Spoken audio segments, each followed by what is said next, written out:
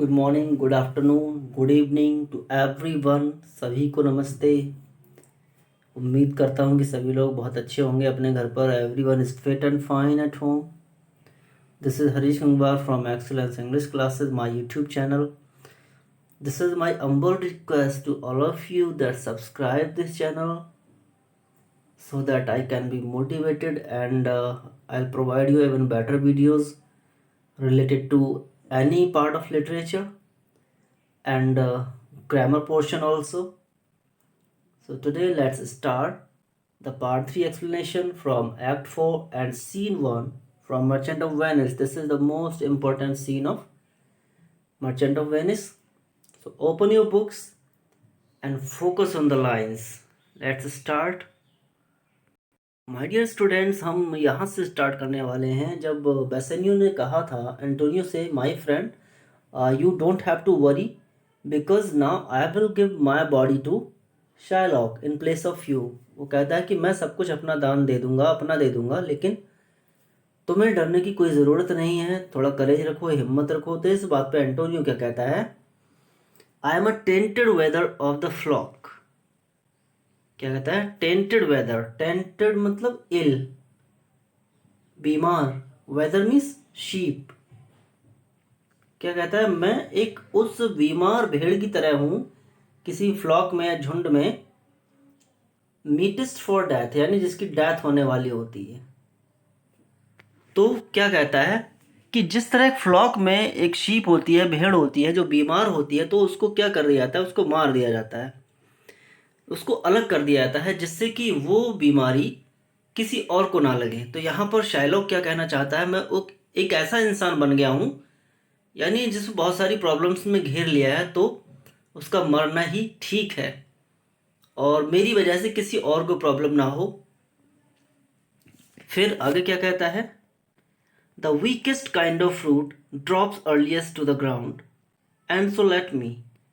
And he says the weakest kind of fruit, जो सबसे week fruit होता है या फिर जिसका टाइम हो जाता है, पक जाता है, तो ज़मीन पर गिर जाता है, सबसे पहले ज़मीन पर गिरता है। और मैं भी एक वैसे ही फ्रूट की तरह हूँ जिसका समय आ चुका है गिरने का, यानी अपनी लाइफ को फिनिश करने का। तो मुझे जाने दो, बस यही कहता है Antonio. You can not better be employed, Bassanio. Can not better be employed means you have no better option than, यानी तुम्हारे पास कोई दूसरा ऑप्शन नहीं है, than to live still and write mine epitaph, यानी तुम जियो और मेरा एपिटेफ बनाओ। एपिटैफ मतलब एक पत्थर जिस पर उसके बारे में कुछ लिखा जाए, अभिलेख जिसे बोलते हैं।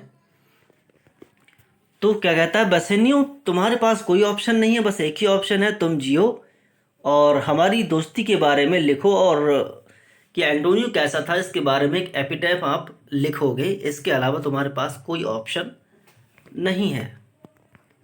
और तभी नेरेसा आ जाती है। जब नेरेसा को उसने बुलाया होता है ड्यूक ने, डिस्गाइज्ड एज अ क्लर्क है वो,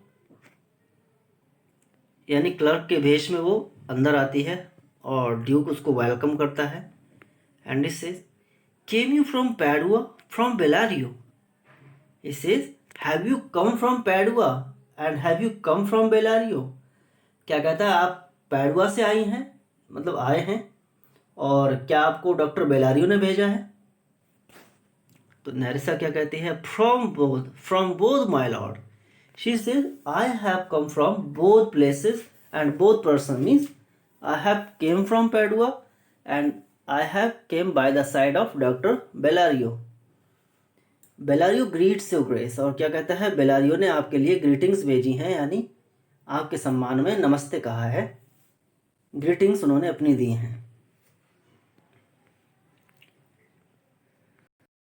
and she gives duke a letter, और वो लेटर दे देती है ड्यूक को। Shylock sharpens a knife on the bottom of his shoe. और इधर शाइलॉक के हाथ में छुरा होता है, वो एकदम रेडी है, उसे लग रहा है कि अब इंसाफ एकदम मिलने ही वाला है और सारी चीज़ें उसी के फेवर में होती हैं, क्योंकि ऐसा कोई कानून ही नहीं बना था कि जो बॉन्ड में लिखा हुआ है उसे नकार दिया जाए किसी दया के आधार पर।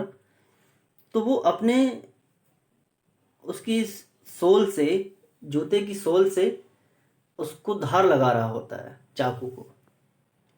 तो बेसैनियो शायलॉक से क्या कहता है, वाई डज दू वेट दाई नाइफ सो अर्नेस्टली, यानी इतना अर्नेस्ट होकर, इतना तल्लीनता से, यानी इतने मन से तो ये जो चाकू है उसे क्यों वेट कर रहा है, यानी पहना रहा है, धार लगा रहा है, इसको क्यों तेज कर रहा है। बेसेनियो शायलॉक से कहता है। शायलॉक क्या कहता है, to cut the forfeiture from that bankrupt there, क्या कहता है, मैं फोरफीचर ले रहा हूँ, यानी जो जुर्माना है वो ले रहा हूँ, किससे, उस जो बैंकक्रप्ट वहाँ पर खड़ा है ना, बैंकक्रप्ट यानी जो अपना लोन चुकाने में अनेबल होता है, कहता है उससे अपना जुर्माना लेने के लिए, इसको काटने के लिए, उसका मांस काटने के लिए पहना रहा हूँ। तो ग्रेशियानो क्या कहता है, not on thy sole but on thy soul harsh Jew thou makest Dai knife कीन। तो क्या कहता है ग्रेशियानो, इस सोल पर नहीं उस सोल पर धार लगाओ। सोल ये क्या है, जूते का सोल, और ये क्या है, उसकी आत्मा। तो ग्रेशियानो क्या कहता है, अरे जीव, अरे यहूदी, जो धार है इस जूते की सोल से मत लगाओ, इसे अपनी आत्मा की सोल से लगाओ। हार्श जीव यानी कठोर जीव, और इस चाकू को कीन बनाओ, मतलब शार्प बनाओ, कि अपनी आत्मा में झांक कर देखो, जूते पर पहनाने से क्या होता है, इसे उस पर धार लगाने से क्या होता है। But no metal can, no not the hangman's axe bear the half keenness of the sharp envy. क्या कहता है, किसी भी मेटल में, यानी कोई भी मेटल हो गई, आयरन हो गया या फिर कोई और मेटल, और ना तो हैंगमैन की एक्स यानी जल्लाद की कुल्हाड़ी में भी वो धार नहीं है, किसी भी लोहे में, किसी भी मेटल में वो धार नहीं है, और आधी भी धार नहीं है, हाफ द कीपनेस मतलब आधी भी धार नहीं है उन चीज़ों में, जितनी तेरी एनवी में, जितनी तेरी नफरत में धार है, यानी जितनी भयंकर तेरी नफरत है, जितनी बड़ी तेरी नफरत है, उससे आधी भी धार, शार्पनेस किसी भी वेपन में नहीं है, यानी जल्लाद की कुल्हाड़ी में भी वो धार नहीं है जितना तेरी नफरत में है। तो इसलिए क्या कहता है, अपनी आत्मा में झांक कर देख, उस नफरत को हटा, जूते पर क्यों ऐसे शार्प कर रहा है। कैन नो प्रेयर्स पियर्स दी, क्या कहता है, किसी भी प्रेयर का, किसी भी रिक्वेस्ट का असर नहीं होता है। पियर्स मतलब चुभोना, दी मतलब यानी किसी भी रिक्वेस्ट का असर तुझ पे नहीं होता है। तो शायलॉक क्या कहता है, no none that thou hast wit enough to make, क्या कहता है, नहीं कुछ भी ऐसा नहीं है, कि तेरे पास तो कुछ भी ऐसा नहीं है कि तू मेक कर सके, क्या कर सके, यानी मेरी आत्मा को पियर्स कर सके, यानी मेरी आत्मा तक वो बात पहुंचा सके, उसमें तेरे पास तो ऐसा कुछ भी है नहीं फिलहाल। ग्रेशियानो क्या कहता है, O be thou damned inexecrable dog and for thy life let justice be damned. क्या कहता है कि तू डैम्ड हो, यानी तू नरक में जाए, एक्सिक्रेबल डॉग यानी वो निकम्मा कुत्ता, वो पापी डॉग, और अगर तेरी जिंदगी रहती है तो इंसाफ भी नरक में जाए, यानी अगर तू जीता है तो उसके लिए इंसाफ जिम्मेदार होगा, जस्टिस, ये कायदा कानून, ये सब जिम्मेदार होगा, अगर तू इन सब बातों के बाद भी जिंदा रहा तो। एंड इन एक्सिक्रेबल मीन्स डिस्गस्टिंग और हेटफुल डॉग, कि तू उस कुत्ते की तरह है। और क्या कहता है, अक्यूज किया जाए किसको, इंसाफ को, न्याय को, यानी अगर तू बचता है तो उसके लिए मैं तो सिर्फ इस कायदे कानून को ही अक्यूज करूंगा, दोषी ठहराऊंगा। Thou almost makest me waver in my faith, क्या कहता है कि जो मेरा विश्वास है एक, तू मेरे उस विश्वास को स्ट्रॉन्ग कर रहा है।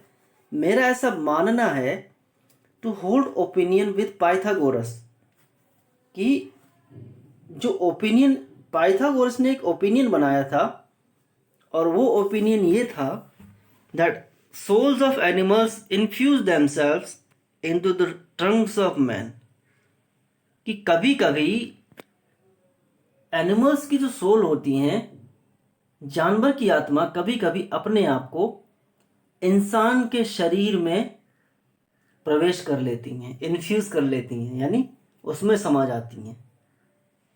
क्या कहता है पाइथागोरस का एक ओपिनियन था कि कभी कभी जानवरों की आत्मा इंसानों के अंदर होती हैं। तो क्या कहता है वो विश्वास मेरा पक्का हो गया तुझे देखकर कि तेरे अंदर एक कुत्ते की आत्मा है, एक भेड़िए की आत्मा है। The currish spirit governed a wolf, क्या कहता है एक करिश स्पिरिट यानी एक बहुत हेटफुल स्पिरिट और एक बहुत dangerous spirit governed a wolf, जो किसी भेड़िए के शरीर में समा गई हो, हैंग्ड फॉर ह्यूमन स्लॉटर, और उस भेड़िए को ह्यूमन स्लॉटर के लिए तैयार किया गया हो, यानी इंसान के कत्ल के लिए, उसे सजा देने के लिए तैयार किया गया हो, ऐसा भेड़िया है तू। Even from the gallows did his fell soul fleet, और क्या कहता है कि उस भेड़िए की आत्मा गैलोस से उतरकर नीचे आ गई। गैलोस मतलब जो फांसी का फंदा होता है उससे, यानी जिस भेड़िए को ह्यूमन स्लॉटर के लिए तैयार किया गया हो, लेकिन उस भेड़िए को भी बाद में अगर चढ़ा दिया जाए तो उसकी आत्मा फ्लीट यानी भाग गई, फांसी के फंदे से उतरकर उसकी आत्मा भाग जाए। And whiles thou lay'st in the unhallowed dam infused itself in thee, और क्या कहता है कि तू उस डैम यानी अपनी माँ के पेट में होगा। डैम मतलब औरत के लिए बोलते हैं यहाँ पर, तो उसमें समा गई होगी वो आत्मा। For thy desires are wolfish, bloody, starved and ravenous, क्या कहता है क्योंकि तेरी जो डिजायर्स हैं, तेरी जो इच्छाएं हैं, बिल्कुल उस भेड़िए की तरह हैं। Wolvish like wolf, bloody and starved means भूखा भेड़िया, एंड रेवनस मतलब हेटफुल और डेंजरस। कहता है कि तेरे अंदर समा गई है उसकी आत्मा, उस भेड़िए की आत्मा। तो शायलॉक क्या कहता है, तू बोलता ज्यादा है, तू कुछ कर नहीं सकता। टिल दू const rail the seal, rail means remove from of my bond, कहता है कि जो मेरे बॉन्ड पर सील लगी हुई है ना, जो मोहर लगी हुई है, तू उसको छुटा नहीं सकता, तू उसको रिमूव नहीं कर सकता, इसलिए इतनी बकवास कर रहा है। तू सिर्फ बकवास ही कर सकता है, कुछ और नहीं कर सकता। Thou but offend'st thy lungs to speak so loud, क्या कहता है इसीलिए तू अपने लंग्स पर इतना जोर दे रहा है, इतने अपने फेफड़े बेबजाय में तू फुला रहा है, इतना जोर से तू बोल रहा है और अपने फेफड़ों पर जोर दे रहा है। Repair thy wit good youth or it will fall to cureless ruin, क्या कहता है जो तेरी विट है ना, तेरी जो बुद्धि है, इंटेलिजेंस, उसको रिपेयर कर ले, उसको ठीक कर ले, क्योंकि तू नौजवान है। नहीं तो क्या होगा, तेरी ऐसी बर्बादी होगी कि उसका कोई इलाज नहीं होगा। क्योरलेस होगी यानी इलाज नहीं हो पाएगा, कि ऐसी बर्बादी होगी कि वो बर्बादी कभी वापस सही नहीं हो पाएगी। इसलिए अपनी इस अक्ल का, अपनी बुद्धि का इलाज करवा ले। शायलॉक ये बात कहता है उससे। I stand here for law, और क्या कहता है I have standed here, I have stood here to demand the law, कहता है इंसाफ के लिए मैं यहाँ पर खड़ा हुआ हूँ, किसी बकवास सुनने के लिए नहीं। अब ड्यूक उस समय लेटर को पढ़ रहा होता तो क्या कहता है, this letter from Bellario doth commend a young and learned doctor to a court, क्या कहता है ये जो लेटर बेलारियो की तरफ से आया है उसमें रिकमेंडेशन दी हुई है, यानी एक सजेशन दिया हुआ है। एक यंग एंड लर्नड डॉक्टर आया है हमारे कोर्ट में और वो उसका सजेशन दे रहा है कि वो डॉक्टर बेलारियो की जगह लड़ाई लड़ेगा, यानी केस लड़ेगा एंटोनियो का। वेयर इज ही, फिर कहता अच्छा है कहाँ वो। नैरिसा क्या कहती है, he attended here hard by to know your answer whether you will admit him. Nerissa से he is just standing outside and he is just expecting your answer whether you will admit him or not। वो कहती है कि वो नौजवान बिल्कुल आपके gate के बाहर खड़ा हुआ है और वो इस इंतज़ार में है कि आप उसे हाँ कहते हैं या ना कहते हैं कि वो कोर्ट में आए या ना आए। लेटर में तो ये लिखा हुआ था कि वो आएगा डॉक्टर बेलारियो की जगह। ड्यूक कहता है with all my heart, means यानी उसका स्वागत है। सम 3 or 4 of you go give him courteous conduct to this place।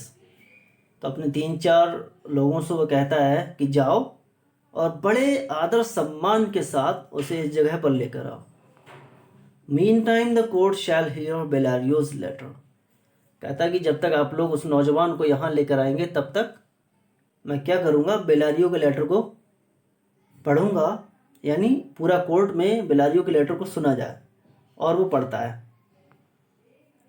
है योर ग्रेस शैल अंडरस्टैंड, यानी ये बात डॉक्टर बेलारियो की तरफ से लिखी गई है जो पोर्शिया ने लिखवाई थी। क्या लिखा था, your grace shall understand that at the receipt of your letter I am very सिक।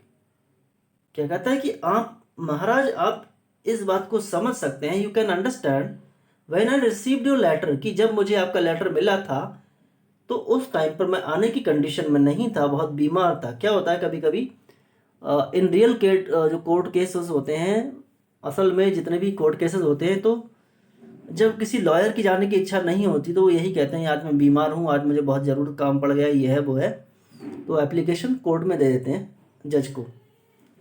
तो ऐसा ही उस लेटर में लिखा हुआ था कि जब आपका लेटर मिला तो मैं बीमार था। But in the instant that your messenger came in loving visitation was with me a young doctor of Rome. क्यों कहता है इंस्टेंट, यानी बिल्कुल उसी समय पर आपका जब मैसेंजर आया था। तो लविंग विजिटेशन मतलब ऐसे ही मिलने जुलने वाला एक इंसान जो रोम का डॉक्टर है वो मेरे पास में था, यानी वो उसके लिए बोलता है पोर्शिया के लिए कि जब आपका मैसेंजर आया था तो वो यंग एंड लर्नेड डॉक्टर मेरे पास में ही बैठा हुआ था। हिज नेम इज बाल्थजर, और कहता है उसका नाम बाल्थजर है। बाल्थजर तो उसके सर्वेंट का नाम था, लेकिन इसका नाम बाल्थजर उन्होंने रख दिया। I acquainted him with the cause in controversy between the Jew and Antonio the merchant. क्या कहता है मैंने एक्वेंट करा दिया है, मतलब सारी चीज़ें बता दी हैं कि रीज़न क्या है इस कंट्रोवर्सी का, यानी जो केस दोनों के बीच में चल रहा है, ज्यू के बीच में और एंटोनियो के बीच में जो केस चल रहा है उसका रीज़न क्या है, वो मैंने सब कुछ बता दिया है इसको। We turned over many books together, और कहता है डॉक्टर बेलारियो कहते हैं कि मैंने और उस यंग लर्नेड लॉयर ने बहुत सारी बुक्स को उल्टा और पलटा, यानी बहुत सारी बुक्स पढ़ी एक साथ, कई सारी बुक्स में इसका तोड़ निकाला या देखा। He is furnished with my opinion. क्या कहता है फर्निश्ड विद माई ओपिनियन, यानी उसका और मेरा ओपिनियन एक जैसा है, यानी इंटेलिजेंस एक जैसी है। Which bettered with his own learning. क्या कहता है जो उसकी खुद की लर्निंग से और बेहतर हो गया, बेटर मतलब और बेहतर हो गया, उसकी नॉलेज जो थी उस वजह से जो ओपिनियन हम दोनों का एक था वो ओपिनियन बहुत अच्छा है। The greatness whereof I cannot enough commend. क्या कहता है इसकी जो ग्रेटनेस है, इस वकील की, इस यंग लॉयर की जो ग्रेटनेस है, जो महानता है या जो बड़प्पन है, मैं इस लेटर में नहीं बता सकता, यानी इतना कमेंट नहीं कर सकता, आप बस देखोगे सामने। फिर क्या लिखता है comes with him at my importunity. तो क्या कहता है वो सारी चीज़ें उसके साथ हैं माई इम्पॉर्चुनिटी मतलब मेरी रिक्वेस्ट पर। To fill up your grace's request in my stead, यानी आपने जो रिक्वेस्ट मुझसे की थी उस रिक्वेस्ट को फिल करने के लिए मेरी जगह पर मैं उसको भेज रहा हूँ जो मेरी इम्पॉर्चुनिटी पर, यानी मेरी रिक्वेस्ट पर मेरी जगह जा रहा है। I beseech you let his lack of yours be no impediment to let him lack a reverend estimation.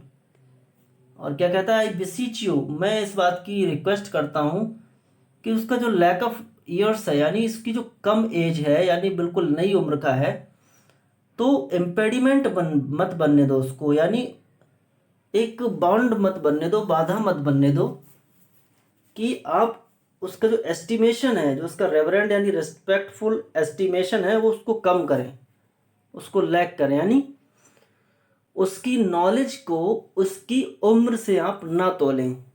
उसकी कम उम्र से ये ना सोचें कि इसकी कम उम्र है तो उसकी नॉलेज भी कम होगी।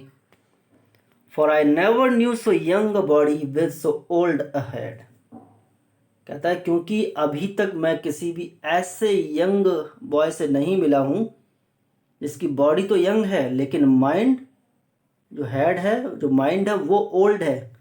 यानी इतनी कम उम्र में इतने बड़े इंसानों वाली यानी बुजुर्गों वाली जो बुद्धि इसमें है, मैंने ऐसे इंसान को आज तक नहीं देखा। यानी पोर्शिया की बहुत ही बड़ा चढ़ाकर तारीफ उस लेटर में लिखी हुई थी, जिससे ड्यूक है उसको परमिशन दे कोर्ट में केस लड़ने की। I leave him to you gracious acceptance whose trial shall better publish his commendation। और क्या कहता है, मैं आपकी एक्सेप्टेंस पर उसे छोड़ देता हूँ कि आप उसे स्वीकारेंगे या नहीं स्वीकारेंगे। और उसका ट्रायल है, यानी जब वो ट्रायल करेगा, जब मुकदमा लड़ेगा, तो बेटर यानी पता चल जाएगा आपको कि जो कमेंडेशन यानी जो रिकमेंडेशन, जो सुझाव, जो सजेशन मैंने दिया है इसको वहाँ भेजने का, वो सबके सामने आ जाएगा, पब्लिश हो जाएगा और आपको ही पता चलेगा कि सही है या नहीं है। मैंने जितनी भी तारीफ़ें इसके बारे में कही हैं वो सही है नहीं है, आपको सबको पता चल जाएगा। यानी खूब तारीफ़ के पुल बांधने में कोई कसर नहीं रखी थी, हर तरह से कहा कि जो यंग लॉयर है बहुत ही अच्छा है। ठीक है, तो आज तक की एक्सप्लेनेशन यहाँ तक है। पोर्शिया अब कोर्ट में आ चुकी है और आप देखेंगे वो कैसे ताबड़तोड़ केस लड़ती है और शाइलॉक को बिल्कुल नीचा दिखाकर छोड़ती है लास्ट में, सिर्फ एक पॉइंट पर, और वो पॉइंट आपके माइंड में होगा। आई होप्स आपको समझ में आया होगा। फिर भी कोई क्वेरी है तो आप पूछ सकते हैं। I am always ready for you to help you my dear students, but just subscribe this channel, like the video and comment below it so that I may know what changes we can do in this video in our channel. Thanks for watching the video. Have a wonderful day.